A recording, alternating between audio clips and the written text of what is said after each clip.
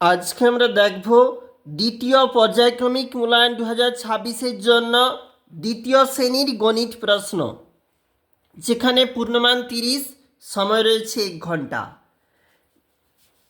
পরীক্ষার্থীর নাম, বিদ্যালয়ের নাম, রোল সংখ্যা নিজেরাই লিখবে। আমরা চলে যাব আমাদের গুরুত্বপূর্ণ প্রশ্নপত্রে। ক্রম অনুসারে সাজাও, যেখানে বলা রয়েছে দেখো ছোট থেকে বড় সাজাও, রয়েছে কিন্তু 2 গুণ 2 সমান 4।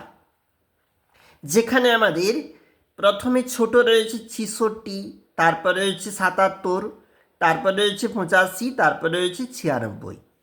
আবারও নিচে দেখো এগুলাকে সাজালে হবে 14, 39, 42, 54। বড় থেকে ছোট সাজাও, 2 গুণ 2 সমান 4। দেখো যেখানে বড় 86 রয়েছে, তারপরে রয়েছে 59, তারপরে রয়েছে 40, তারপরে রয়েছে 23। আবার নিচে দেখো 89, 79, 29 আর 19। বলেছে শূন্যস্থান পূরণ করো 1 গুণ 4। 1 নাম্বার করে 4টি প্রশ্নের জন্য 4 নাম্বার। গুণ, গুণ্য ইন্টু গুণক সমান গুণফল। ভাগশেষ ভাজকের থেকে ছোট হয়। 1 বছর সমান 365 দিন। বিয়োগের সংক্ষিপ্ত রূপ ভাগ। সঠিক উত্তরে টিক চিহ্ন বসাও। 1 নাম্বার করে 4টির জন্য 4 নাম্বার। যাকে ভাগ করছি তাকে ভাজ্য বলে। 2:30 মানে 2:30টা। কোনো সংখ্যার সঙ্গে যোগ করলে সেই দেখো কোনো সংখ্যার সঙ্গে যোগ করলে সেই সংখ্যাই হবে।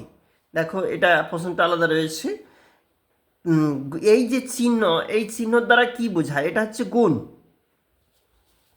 দেখো তারপর চলে যাব, এটা হবে শূন্য কোনো সংখ্যার সঙ্গে যোগ করলে, তাহলে সেই সংখ্যাই হয়। প্রথমে শূন্যটা হতো কিন্তু এখানে। তারপর দেখো কি বলেছে, অঙ্কের ভাষায় গুণ করো। যেমনটা বলেছে 2 নাম্বার।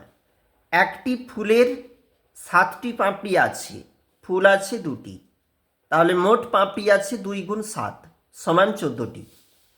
গুণ ও ভাগ করো 2 নাম্বার করে, মোট 4 নাম্বার। দেখো একক দশক রয়েছে, 38কে 4 দিয়ে গুণ করা হয়েছে 152, 20কে 5 দিয়ে ভাগ করা হয়েছে, উত্তর হয়েছে 4। বাম দিক ডান দিক টেনে দাগ টেনে মিল করো 4 নাম্বার। দেখো এটা বাম দিক হবে। 3টা 4 গুণ যোগ করে যেখানে 4 গুণ 3 12, 12 ভাগ 6 সমান 2, 3 গুণ 3 সমান 3 3কে 9, এখানেও 9, 9 থাকতে 2 বিয়োগ করে 7। অঙ্কের ভাষায় সমাধান করো। 2 গুণ 2 সমান 4। মেলায় গতকাল 27টি ঝুড়ি বিক্রি হয়েছে, আজ 46টি বিক্রি হয়েছে। দুদিনে মোট কতগুলি ঝুড়ি বিক্রি হয়েছে? তাহলে আমরা যোগ করে পাই দুদিনে মোট 73টি ঝুড়ি বিক্রি হয়েছে। একটি দড়িতে 7টি রঙিন কাগজ ঝুলছে। এইরকম 4টি দড়িতে রঙিন কাগজ ঝুলবে, 7 গুণ 4 28টি রঙিন কাগজ কিন্তু ঝুলবে। এইভাবে কিন্তু আমাদের এই অঙ্কগুলা হবে। তাহলে এই জায়গাটায় কিন্তু তাহলে শূন্য, শূন্য কোনো সংখ্যার সঙ্গে যোগ করলে সেই সংখ্যাই হয়।